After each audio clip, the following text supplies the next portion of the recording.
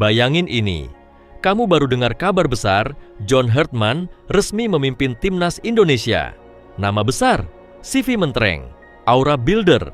Tapi di balik semua itu, ada satu bab yang selalu muncul kalau orang menyebut Herdman dalam 2 tahun terakhir. Bab yang bikin reputasinya retak. Dia pernah menjadi mata-mata untuk mencuri taktik lawan secara ilegal Paris, Olimpiade 2024. Menjelang laga, sesi latihan berjalan seperti biasa.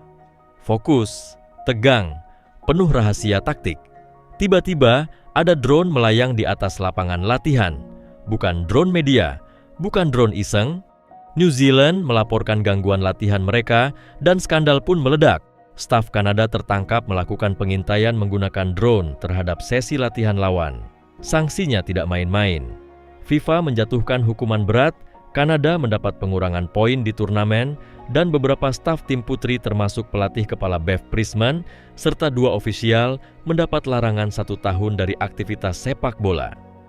Publik internasional heboh karena ini bukan sekadar pelanggaran kecil.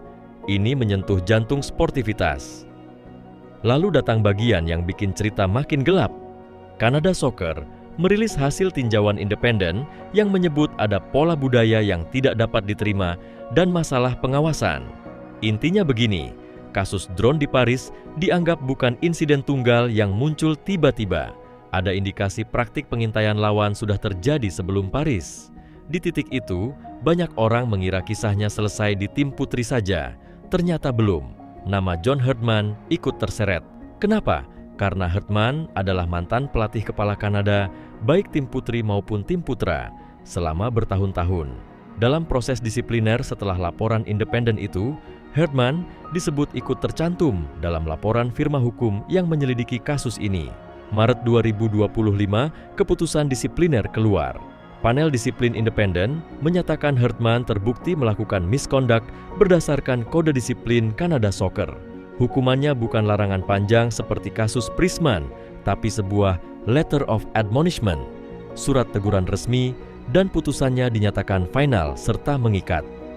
Herdman menolak narasi bahwa ia bekerja tanpa integritas. Ia menyatakan dirinya memimpin dengan integritas, transparansi, menghormati permainan, dan mengaku telah bekerja sama dalam proses pemeriksaan. Tapi tetap saja cap itu menempel. Namanya resmi tercatat dalam keputusan disipliner di tengah skandal yang disebut mencerminkan budaya yang salah, dan efeknya terasa sampai karier klubnya. Di tengah sorotan skandal drone, Herdman juga mundur dari jabatannya di Toronto FC pada November saat kontroversi masih panas-panasnya.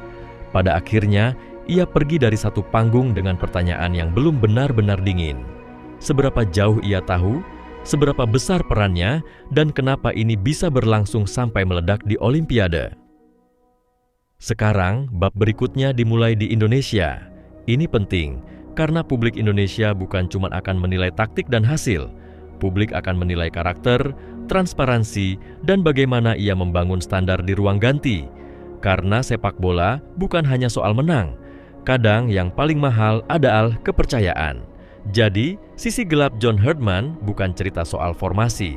Ini cerita tentang skandal, budaya, dan noda reputasi yang ikut terbawa.